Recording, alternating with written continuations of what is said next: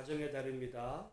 모쪼록 우리 예수소망교회 모든 가정들이 그리스도를 경외하는 믿음의 복된 가정들이 되시기를 주님의 이름으로 축복합니다. 오늘은 어린이 주일이고 본래 다음 주는 어버이 주일, 그리고 셋째 주일은 이제 본래는 스승의 주일인데, 여러분 달력을 보시면 5월 21일은 무슨 날이에요? 부부의 날. 공교롭게도 그러니까 5월달 이 순서가 어린이, 또 부모, 어버이날, 그리고 부부의 날. 사실은 가족 안에서 이 세 관계. 근데 가만히 보면 이 달력에 나오는 이 순서가 오늘 현대인들의 가정에서 어떻게 보면 우선시되는 이 순서인 것 같아요. 오늘 여러분 가정에서 어떻게 보면 요즘은 집안에서 제일 어른이 누구예요? 애기야. 애기 중심으로 모든 게 결정되고 움직이고, 그 다음에 부모님. 그 부부는 마치 이제 그럼 부부의 날이라는 게 있다라고 생각도 사실은 우리 많이 못하기도 하고, 희한하게 이번 올해 달력에는 부부의 날이 5월 셋째 주가 되지만 아마 이제까지 주일을 부부의 주일로 지키는 경우는 없어요. 그런데 여러분, 우리 조선시대만 해도 이 관계 속에서 조선시대 우리는 군사부 일체라고 그러죠. 임금, 그 사는 누구예요? 스승. 그리고 세 번째가 부모. 부모에서도 사실은 아비예요. 엄마는 빠져. 그러니까 우리 조선의 유교적인 관점에서 보면 스승님, 스승의 날, 그리고 이제 부모님, 어버이 주일. 그러면은 아이는, 조선시대의 아이는 애새끼예요. 무슨 애를 존중을 해. 부부라는 게 또 어디 있어요. 힘 있는 자는 척도 없고 그러던 시절에 부부의 날 같은 게 의미가 없었어요. 그러니까 어떻게 보면 오늘 우리 달력에 있는 이 순서가 이게 단지 그냥 순서가 아니라 오늘 우리의 시대를 이렇게 반영하고 있는 게 아닌가라고 생각이 들면서, 그러면 성경의 하나님의 관점에서 보면 이 순서가 뭘까? 저는 말씀 준비하면서 생각을 해보게 됐어요. 여러분, 한 가정에서 가장 중심되는 관계가 뭐예요? 여러분, 성경에 하나님이 그 창세기에 보면 사람을 창조하시되 남자와 여자로 창조하시고, 그리고 남자가 그 부모를 떠나 자기 아내와 합하여 한 몸을 이루라 할 때 결국 하나님은 여러분 사람을 창조하시되 실은 가정을 창조하시고, 가정이라는 것은 그러니까 인간이 살아가다가 자기 어떤 필요에 의해서 만들어진 어떤 사회적인 이런 창조물이 아니라 본래 하나님의 창조 계획 속에서 하나님이 의도하셨던 하나님의 그런 기관이었다. 어떻게 보면 창조의 최고 절정이 인간인데, 인간 개개인이 아니라 가정을 이루는 것에서 창조가 완성될 만큼 하나님은 처음부터 이 가정을 굉장히 소중히 여기셨다. 여러분, 그런 의미에서 우리 모두의 가정이 얼마나 소중합니까? 우리가 살아가면서 많은 스트레스, 돈 때문에도 어떤 이웃과 많은 관계의 어려움들이 있겠지만, 정말 가족 관계에서 문제가 생기면요, 그거만한 스트레스가 없어요. 그런 의미에서 여러분 모두의 가정이 정말 하나님이 기뻐하시는 믿음의 복된 가정 이루시기를 주님의 이름으로 축복합니다.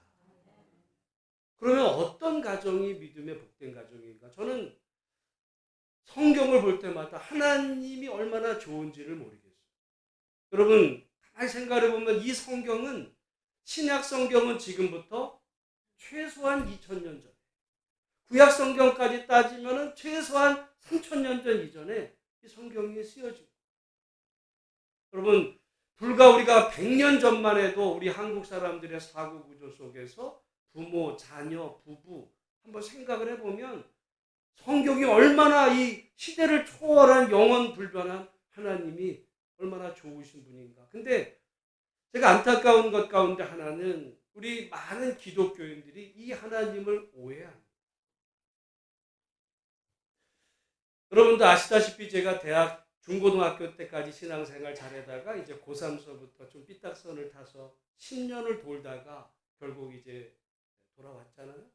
그래서 이제 결혼을 하고 그 신학교를 갔을 때 이제 당시 그 교회에 청년부 부부반이 있어요. 부부 청년부 반에서 어떤 목사님이 이제 가정에 대한 이야기를 하는 얘기를 듣고 제가 깜짝 놀랐어요. 그게 뭐냐면 그 가정에서 남편은 머리고 여자는 헬퍼다. 남자는 리더고 여자는 서포터야. 제가 그 말을 듣고 그게 하나님의 질서고 뜻이다 그럴 때 저는 이제 뭐 10년 내가 세상을 돌다가 왔으니까 그런가 했지만 아니 만약에 그렇다고 한다면 오늘 이 시대 속에 과연 그거를 젊은 사람들 용납이 될까? 만약에 하나님이 그런 어떤 질서, 이거는 성경의 뜻이야 라고 하지만 오늘 이 시대의 사람들에게서 도저히 받아들이지 않는 이야기를 만약에 하나님이 하신다고 그럴 때 이게 어떻게 될까 제가 궁금했어요. 그래서 하나님에 대해서 알아가게 되면서 그 말이 틀렸다는 것을 알고 있어요. 왜냐하면 그 오해가 어디서 되냐면 여러분 창세기에 보면 하나님이 인간을 창조하시고 또 여자를 창조하셔서 이제 여자를 남자의 뭘로 만들어 주셨다고 그래요? 네? 갈비뼈로 뭘로 만들어 주셨어요? 무슨 배필? 돕는 배필. 돕는 배필. 여러분 그 돕다라는 게 영어로 말하면 이제 헬프나 뭐 서포트 하는 거거든요. 그러니까 헬퍼, 서포터. 그러니까 리더는 남편은 리더인데 아내는 서포터야. 이렇게 해석을 하는 거예요. 근데 가만히 한번 생각을 해보면 여러분이 삼성전자 이재용 회장을 도울 수 있어요, 없어요? 네? 여러분 내가 오늘 이재용 회장을 내가 도와야지. 여러분 그 말이 되겠어요, 안 되겠어요? 말이 안 돼. 왜? 여러분 돕는다는 거는 뭔가 도움을 받는 사람보다 어떤 더 힘이 있고 여유가 있고 능력이 있을 때 없는 사람을 돕지 있는 사람이 없는 사람을 돕는 거예요. 그래서 성경에 보면 이 돕다라는 단어가 구약 성경에 21번 나와요. 21번 나오는데 그 돕는다는 단어는 항상 누구에게 쓰는 단어냐면 오늘 이 창세기에 돕는 배필이란 말 빼고 남은 모든 경우는 누구에게 쓰는 말이냐면 하나님께 쓰는 말이에요. 하나님이 인간을 어떻게 해요? 도우시는 거예요. 그때 쓰는 단어가 그 단어예요. 그러니까 우리가 마치 여자는 서포터, 남자는 리더. 이게 그렇게 따지면은 그러면 우리는 리더고 하나님은 우리의 서포터예요? 그건 유교야. 그래서 그 하나님이 인간을 도우실 때 그래서 그 시편 121편 1절 2절에 보면 내가 산을 향하여 눈을 들리라 나의 도움이 어디서 올까? 나의 도움은 천지를 지으신 여호와에게서 오는데 나의 도움 이게 돕는 배필할 때 이 똑같은 다. 나의 도움은 천지를 지으신 여호와. 근데 그러니까 하나님은 우리를 도우시는 분. 여러분 그렇게 하고 볼 때 남편과 아내 사이에서 아내가 남편을 돕는이라고 그럴 때 그걸 우리는 그냥 내조 잘하는 이 정도가 아니라 마치 여러분 여성도 말이죠. 그 힘이 있지 않으면 남편을 도울 수가 있겠어요? 의존적인 관계가 돼요. 의존적. 우리가 돕는다 그럴 때 여러분 생각, 누가 누구를 돕는다 그럴 때 자기가 도울 힘이 있어야 돼. 그래서 성경에 보면 도울 힘이 없는 인생을 어떻게 하래요? 의지하지 마.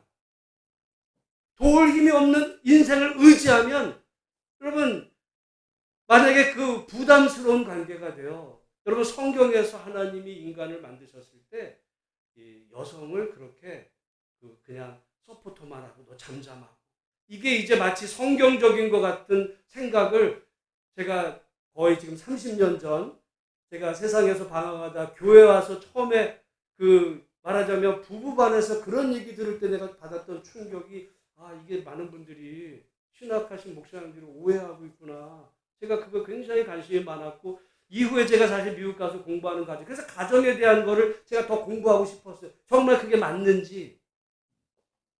근데 그러면서 더 느끼는 건 뭐냐면 오늘 우리들의 생각 속에서 마치 하나님은 유교식의 하나님인 것 같이 우리가 오해를 하고 착각을 하는 경우가 많구나. 그러면서 여러분 의외로 많은 깨어있는 여성들이 바울을 싫어해요.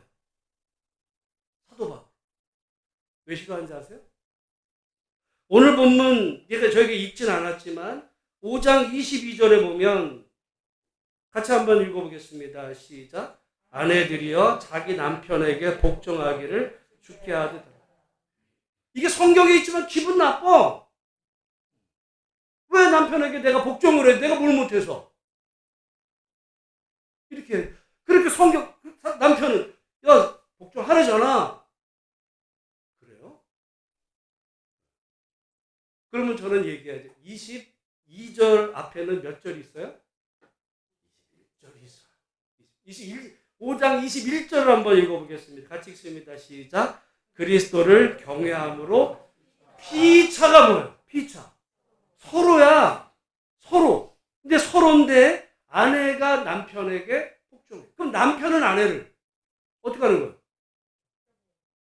그 얘기가 복종이라는 단어가 안 쓰였지만 5장 25절을 같이 한번 읽어보겠습니다.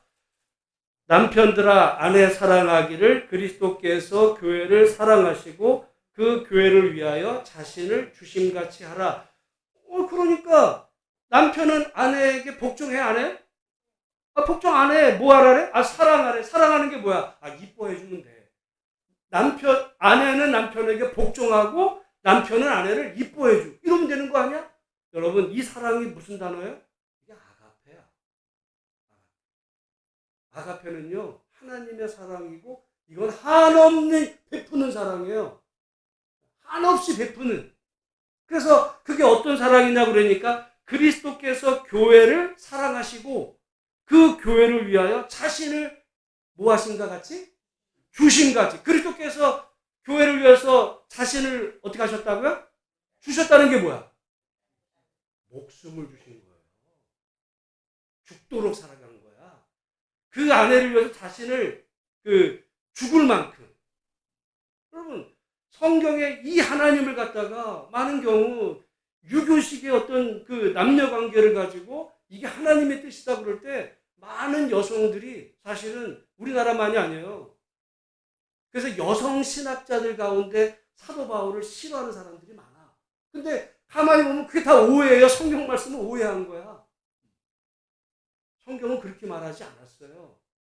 물론 여러분 이거를 근데 이 성경이 지금 시대에도 이렇게 많이 오해되는데 이 성경이 몇 년 전에 쓰였다고 해도 되냐? 2000년 전에 쓰인 거 2000년 전을 생각을 해보세요. 아까 우리 집사님이 찬양 인도할 때 여러분 예수님 시대에 여자는 사람의 숫자에 포함했어 안 했어요? 안 했어. 그래서 예수님이 보리떡 5개 물고기 2마리로 5,000명을 먹였을 때 남자만 5,000명. 왜 남자만이에요? 여자는 숫자에 포함을 안 시켜. 그러던 시절이야. 그게 하나님의 뜻이 아니에요. 그게 하나님의 뜻이 아니라 그러던 시절에 바울 당시도 그러던 시절에요. 그러던 시절에 하나님은 남녀관계를 그렇게 설정하신 게 아니에요. 사람들이 오해했지. 그러니까 처음에 하나님이 인간을 만드셨을 때 남자와 여자를 지으시고 여자를 남자의 돕는 배필 그러니까 여자는 서포터고 남자는 리더야.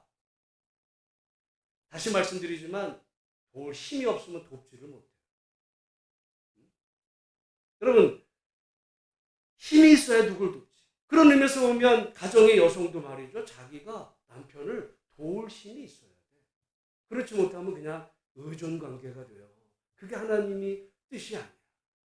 그러면 정말 남자는 리더가 되고 조선시대 가부장이 되겠죠. 의존 관계가 되면 그렇지가 않아요.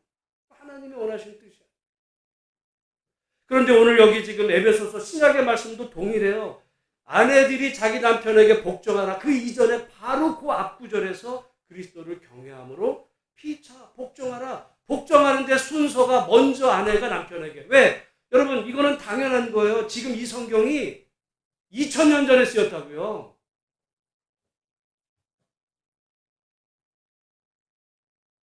화가 난 게 아닌데 이 소리가 얘가 화난 줄 알고.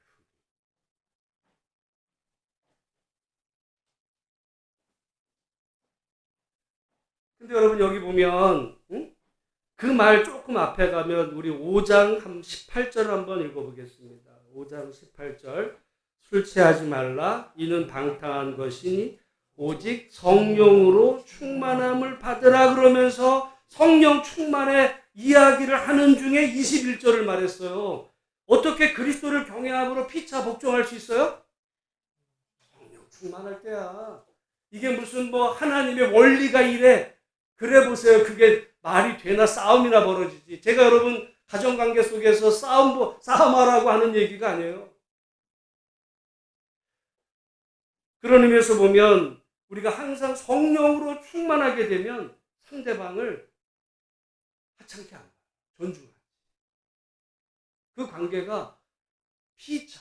그래서 아내와 남편이 피차 존중. 그러다가 6장에 가보면 자녀들이 주 안에서 부모에게 순종하는.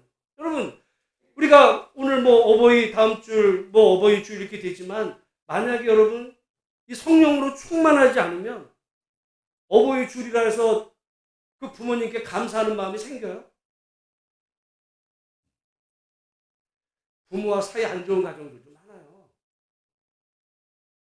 또 6장 4절을 보면 또 아비들아 너희 자녀를 노엽게 하지 말고 이거는 사실 아이에 대한 부모의 책임이에요.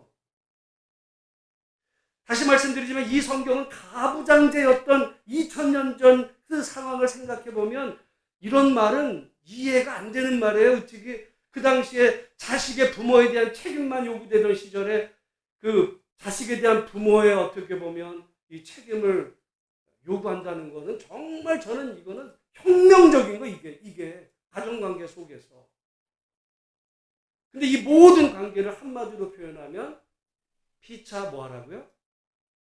복종하라는 말이 어감이 기분 나쁘면 존중하라고 합니다. 그리스도를 경외하고 성령으로 충만하면 피차 어떻게 할 수 있다고요? 존중하라. 남편과 아내가 존중하라.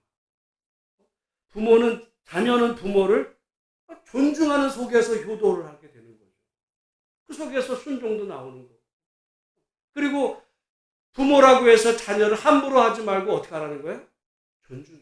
자식도 인격이에요. 자식도 인격. 여러분 이게 다 그럴 것 같죠? 제가 얘기하잖아요. 제 어린 시절에 이 수원에서 정말 제일 큰 어떤 교회에 목사님 아들이 어떤 학교를 다녔는데 공교롭게도 그 학교에 그 목사님 그 아들이 지금 수원 인근에서 크게 목회하고 있어요. 그 아이의 학교 친구가 제 친구의 후배예요. 어느 날 그 친구의 이제 부모님 장례식에 갔을 때 이제 그 얘기를 하는 거야. 그때 자기 이제 그 학교 친구였던 그 목사가 이제 아버지 목사를 얘기하면서 여러분 이름만 알면 다 하는 이런 그 목사님이 어린 시절에 이 아이를 지금 목사님이 된 아이를 꼭 때릴 때는 허리띠를 풀러가지고 가죽으로 때렸다. 왜? 잠언에 그런 말씀이 있어. 옛날에 그렇게 모질게 때렸어요. 그러던 시절에 지금 어떻게 보면 오늘 그게 여러분 따지고 보면 벌써 뭐 한 3, 40년 전 얘기지만 2000년 역사에서 오면 그냥 어제 같은 일이에요. 우리 한국 사람들은 어떻게 보면 목회자고 전통적으로 보수라 그러면은 자식은 때려도 되는 어떤 이런 관계에서 요즘 같으면 여러분 어디 그래요. 그러나 성경은 이미 그 오래전부터 그리스도를 경외함으로 피차 복종하는데 부부관계도 물론이지만 자식도 부모를 그리스도를 경외하는 마음, 존중하는 마음으로 순종하고, 또 부모도 자녀에게 함부로 대하지. 자식이라고 마음대로 때려도 되는 존재가 피차 복종. 이 모든 관계 전제가 뭐라고요? 성령으로 충만. 성령으로 충만. 여러분, 모쪼록 우리 예수소망교회 우리 모든 가정들이 성령으로 충만해 그리스도를 경외함으로 부부가 서로 존중하고, 아멘. 여러분 부모님께 순종하고 자녀를 정말 귀하게 여길 수 있는 믿음의 복된 가정 이루시기를 주님의 이름으로 축복합니다. 우리가 성경을 보면 조금 오해하는 가정이 하나 있는데, 우리 구약에 보면 그 룻과 누가 결혼을 해요? 보아스가 결혼을 해요. 룻이라는 여자는 어떻게 보면 제일 아무것도 없는 여자, 본래 이방 여인이었어요. 결혼도 어떻게 한번 실패해요. 그리고 아무것도 없어요. 그러다가 이제 다시 베들레헴 땅에 시어머니랑 왔을 때 그 베들레헴 땅에서 유력한 자, 유력하다는 게 이름도 있지만은 그러나 그 부도 많았어요. 아마 재산도 많아서, 그래서 그 당시 많이 어려웠던 사람들을 그 밭에서 이삭을 베가도록 허락을 해줬던 그런 정말 부유했던 보아스. 그래서 그 둘이 결혼했을 때 우리는 많은 사람 생각하면 어떤 생각하냐면, 여러분 누가 수지 맞은 거예요? 어? 룻이 수지 맞았다 생각을 해요. 왜? 아니 이방 여인의 과부의 가난하고 아무것도 없는 빈털터리가 이런 부잣집, 그런 정말 그런 분을 어떻게 우연히 만나가지고 재수 좋게 해가지고 결혼 잘해서 팔자 고쳤다 이 생각을 해요. 여러분 성경의 생각은 전혀 달라요. 아니, 목사님이 어떻게 하시는데, 여러분 우리가 갖고 있는 이 한글 성경은 죄송하지만 이게 이 순서가, 이 성경의 배열 순서가 이 라틴어 성경 순서예요. 캐톨릭이 이 라틴 불가타, 이 라틴 벌게이트 순서예요. 이게 구조가 구약이 이렇게 돼 있어. 모세오경, 그 다음에 역사서. 그래서 여호수아, 사사기, 룻기, 사무엘, 상하 이렇게 쭉 역사서예요. 그 다음에 시편, 잠언 이런 시가서, 그 다음에 선지서, 이렇게 네 부분으로 만들었어요. 그런데 본래 히브리어로 된 유대인 성경은 순서가 달라.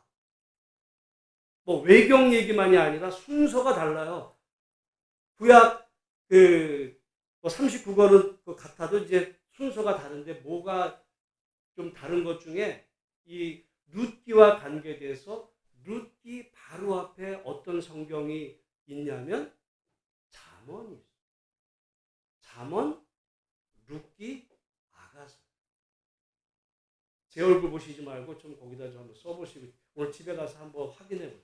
잠언, 룻기, 아가서. 여러분 잠언이 몇 장까지 되어 있냐면 잠언 31장까지 되어 있는 중에, 잠언은 어떤 좋은 말씀들 다 하는 중에 마지막 잠언 31장 10절에 가보면 무슨 말이 있냐면, 누가 현숙한 여인을 찾아오겠느냐 이래요. 찾아보겠습니다.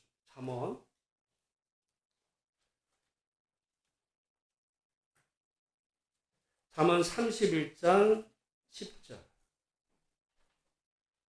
페이지로 946페이지. 같이 한번 읽어보겠습니다. 누가 현숙한 여인을 찾아 얻겠느냐, 그의 값은 진주보다 더하니라. 그러면서 이 현숙한 아내를 얻었을 때 어떤 일이 벌어지는지가 잠언으로 끝나요. 여러분 잠언이 지혜서잖아요. 어떻게 보면 지혜의 끝판왕은 현숙한 여인을 얻는 거야. 그 현숙한 여인을 얻는 것이 마치 그 값이 진주보다, 아마 그 시절엔 진주가, 오늘날에 뭐 다이아몬드 얘기할지 모르지만 고대 시대에는 이 진주가 어떻게 보면 최상의 보석인데, 그 현숙한 여인은 진주보다 더하다. 그러면서 현숙한 여인이 어떤 여인인지를 성경에 쭉 기록을 했는데, 다시 말씀드렸어요. 잠언 다음에 뭐라고? 룻기예요, 룻기. 자, 룻기 3장 11절 말씀. 룻기 3장 11절. 페이지로 405페이지죠. 읽으신 분들 같이 읽겠습니다. 그리고 이제 내 딸아 두려워하지 말라. 내가 내 말대로 내게 다 행하리라. 내가 어떤 여인인 줄을, 현숙한 여자인 줄을 나의 성읍 백성이 다 아느니라. 여러분, 잠언하고 룻기는요 현숙한 말로 이어져. 그냥 띄엄띄엄 된 게 아니라, 그러니까 룻은 어떤 여인이었다는 거예요? 현숙한 여인인지 이 동네 사람이 다 알아. 근데 잠언에서 보면 현숙한 여인은 뭐보다 더하다고 그랬어요? 진주보다 더해. 그래서 그 현숙한 여인을 얻게 됐을 때 잠언 마지막까지 어떤 일이 그 사람에게 벌어지는지 정말 그 일이 너무 실감나게 잠언 마지막까지 기록이 돼요. 그러다가 룻기에 딱 보면 현숙한 여인이 누구야? 룻이 현숙한 여인이네. 우리는 그거를 빼고 나면 룻은 과부의 거지나 다름없지 뭐. 남의 집 가가지고 먹을 거 없어가지고 그 보아스가 만약에 냉정하게 되어서 굶어 죽었을 여자예요. 아무것도 없는 빈털털이 비렁뱅이 같은 신세로 살 수밖에 없던 여자가 우연히 돈 많은 이런 그 호렙인지 뭐 저기 그 보아스 만나서 팔자 고쳤다 이렇게 여러분 생각하죠. 천만의 말씀. 그거는 우리들의 생각, 성경의 생각은 수지 맞은 사람이 누구라고요? 보아스가 수지 맞은 거예요. 그 보아스랑, 그래서 룻기 다음이 뭐라 그랬어요? 잠언, 룻기, 그 다음에 아가서. 아가서는 뭐야? 솔로몬과 술람미의 사랑의 노래인데, 물론 거기는 그렇게 되어 있지만 이 순서로 보면 실은 아가서는 누구와 관계로 보면 더 이해가 잘 되냐면 룻과 보아스. 룻과 보아스의 사랑의 노래가 그게 아가서. 여러분, 그래서 그 후손으로 누가 태어나요? 다윗이 나오고. 누가 수지 맞은 거예요? 보아스. 왜? 룻이 현숙한, 돕는 배필이. 여러분, 돕는 배필이 어떤 의미인지 잠언 31장 한번 읽어보세요. 그러니까 서로 존중하는 거야. 여러분, 그래서 우리가 만약에 어떤 사람들 보면 부부가 결혼할 때 요즘은 대부분 보면 신랑 신부감 할 때 뭘 봐요? 일단 스펙을 보자. 내가 이 정도 스펙이 되는데 쟤는 내 수준에 맞아? 내 수준에 맞는 어떤 학벌, 뭐 재산, 뭐 이래가지고 만약에 이게 승하가 지면 뭐 혼사를 잘못했네, 뭐 이래요. 그렇게 따지면은 보아스는 완전히 실패한 결혼이야. 어떻게 사람 하나 잘못 만나가지고 그렇게 됐을 좀, 이 스펙 차이가 너무 나잖아. 이건 과부인데.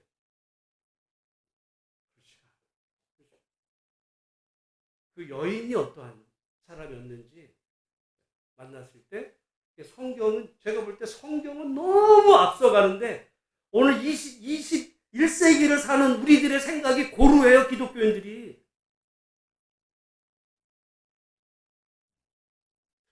여러분, 그때도 그리스도를 경외함으로 피차 복종. 그래서 술람미 여인과 그 솔로몬과 술람미 여인의 사랑의 노래처럼 룻과 보아스의 사랑의 노래 속에서 다윗이 나오고 예수님이 탄생한 이런 그 역사 속에서 그리스도 안에서 서로 존중하는 그 관계가 어떠한지를 저는 가장 대표적인 게, 그거를 한글 성경을 보면 백날을 봐도 몰라요. 제가 이거를 예전에 히브리어로 성경을 읽다가 그거를 발견하고 내가 정말 성경에 하나님이 얼마나 좋은 분인지 내가 땅을 쳤어요. 그런데 그걸 가지고 오해하면서 남자는 리더고 헤드고 여자는 서포터야.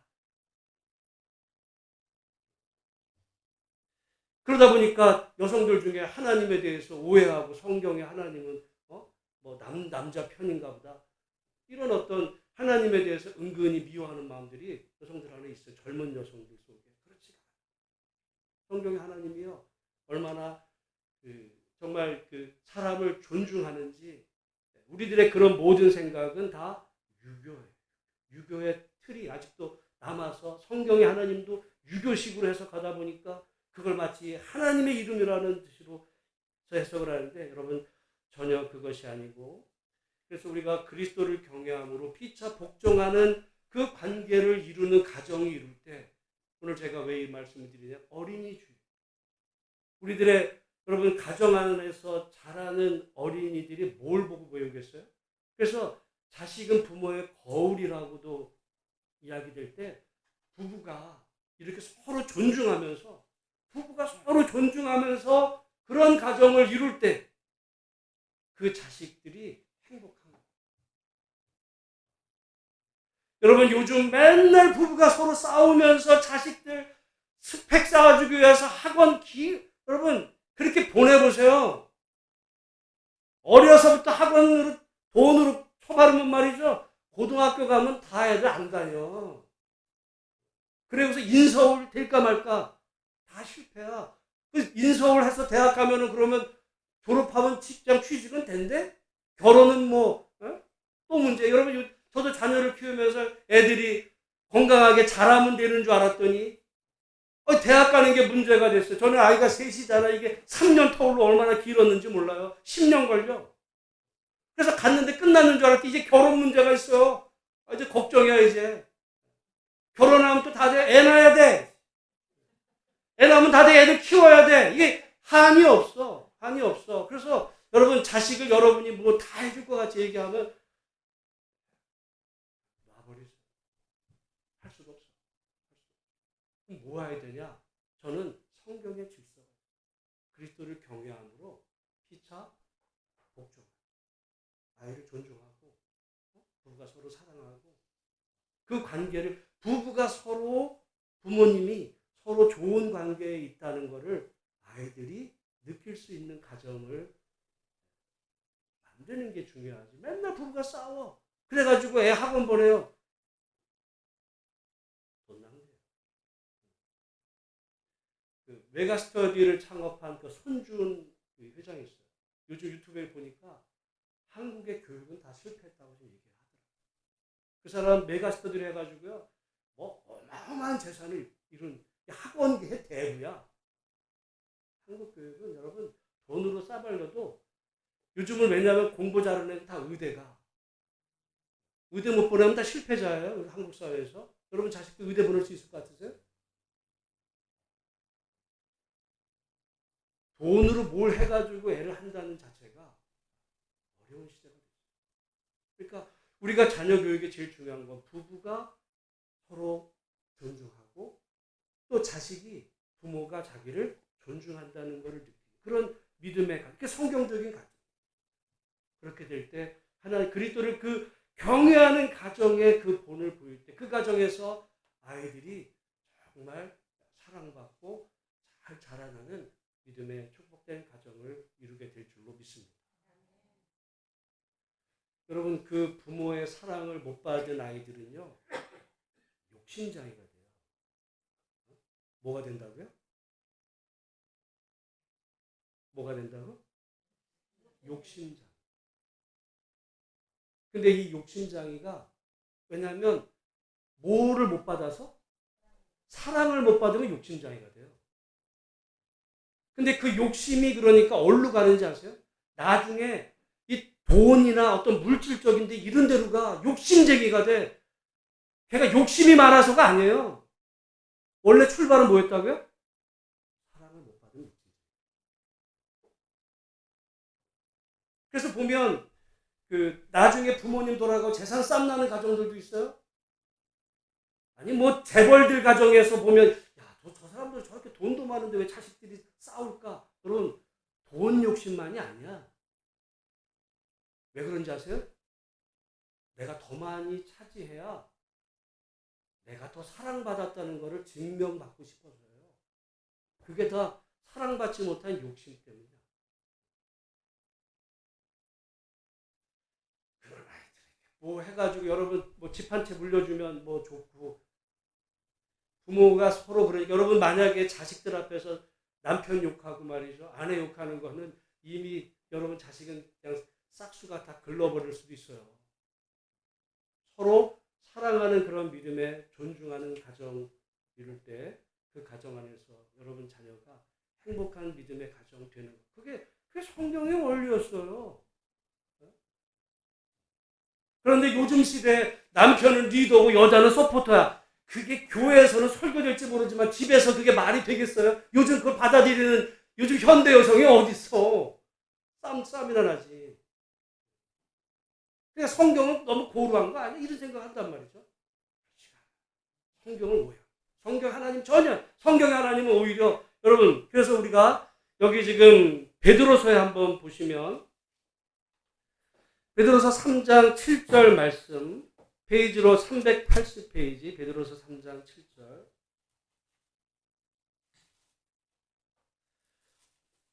제가 읽을 때 같이 찾으신 분들은 380페이지, 베드로 3장 7절, 남편들아 이와 같이 지식을 따라 너의 아내와 동거하고 그를 더 연약한 그릇이요 또 생명의 은혜를 함께 이어받을 자로 알아? 어떻게 하래요? 귀히 여기라. 영어 성경 있으면요, treat with respect예요. 리스펙트라는 말은요, 존경하는 거야, 존경. 아내를 어떻게 하래요? 존경하라는 거야. 이게 언제 쓰였다고요? 2000년 전에. 지금 쓰여졌어도 이게 혁명적인데 2000년 전에 쓰여졌어요. 2000년 전에. 그리스도를 경외한다면 네가 네 아내를 리스펙트해. 근데 이거를 많이 귀히 여기라. 그걸 어떻게 여겨? 이뻐해줘. 이뻐해줘. 사랑해줘. 이뻐해줘. 그런 차원이 아니라니까. 제가 볼 때 번역에 조금 아쉬운 게 있어요. 이 귀히 여기라는 말이 똑같은 말로 2장, 그 베드로전서 2장 17절에 보면 이렇게 얘기하죠. 무사람을 공경하며 형제를 사랑하며 하나님을 두려워하며 왕을 어떻게 하래요? 존대하리. 존대하라는 단어가 똑같은 말이에요. 리스펙트야. 팀에. 헬라어로 팀이에요. 여러분, 왕을 어떻게 하라는 거야? 존대. 아내는 존대. 그러니까 아내를 뭐처럼 대하라는 거예요? 왕같이야. 시녀같이가 아니에요. 서포터처럼. 서포터처럼이야. 이게 성경이라니까. 2000년 전에. 그걸 갖다가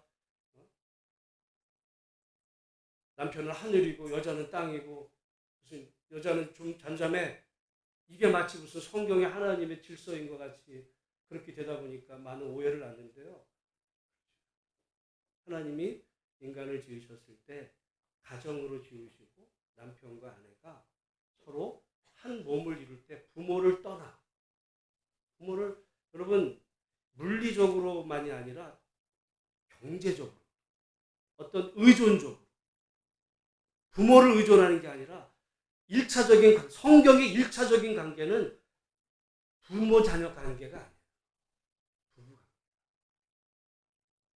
제일 중요한 문제는 누구랑 이야기해야 돼요? 부부끼리. 부부끼리 얘기되고 그 속에서 부모님을 공경하고 자식을 잘. 근데 여러분 어떤 부모 중에는 잘못하면 의존적인 자녀로 남기려고 할 때가 있어요. 자식이 나한테 의지하고. 아니에요. 자식을 정말 존중하고 사랑한다면 마음으로부터 자식에게 물론 어떤 동기로서 같이 모시고 살 수도 있어요. 그러나 이것이 1차적으로 가정의 가장 중요한 중심 관계는 부부예요. 그래서 오늘 성경 말씀의 에베소서가 그리스도를 경외함으로 피차 복종을 하면서 부부 관계를 얘기해요. 그 다음에 자식이 부모에게, 부모도 자식에게 서로 존중해요.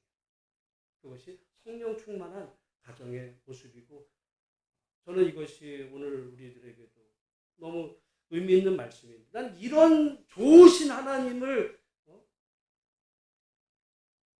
여자는 잠잠해. 그게 마치 무슨 보수신앙인 것처럼.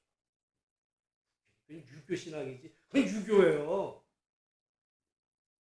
기독교가 아니야. 기독교 하나님은 좋은 하나님입니다. 여러분 그래서 어떻게 보면 우리 5월 가정의 달 물론 순서는 어린이, 부모, 그 다음에 부부. 공교롭게 올해는 이게 7, 14, 20일이다 보니까 부부의 날이 셋째 주일로 들어와 있지만 보통 같은 우리는 열애잖아요. 그래서 어떤 결혼 기념일 같이 이런 것만 하지만 아무튼 성경에 하나님은 가정을 소중히 여길 때 가정의 가장 중심은 좋은 부부관계 속에서 좋은 자녀들이 나와요. 그래서 여러분 만약에 이제 배우자가 안 계실 수도 있죠. 그럴 때는 자식들 듣는 속에 자기 배우자 욕을 하면 안 돼. 네 아버지는 말이야, 이런 얘기 하면 안 돼. 네 엄마는 말이지, 이런 얘기 하면 안 돼. 설령 그랬어서 덕이한 게 있어도 정말 좋은 기억, 자식들에게 남도록 그렇게 그게 좋은. 그래서 저는 우리 아버지가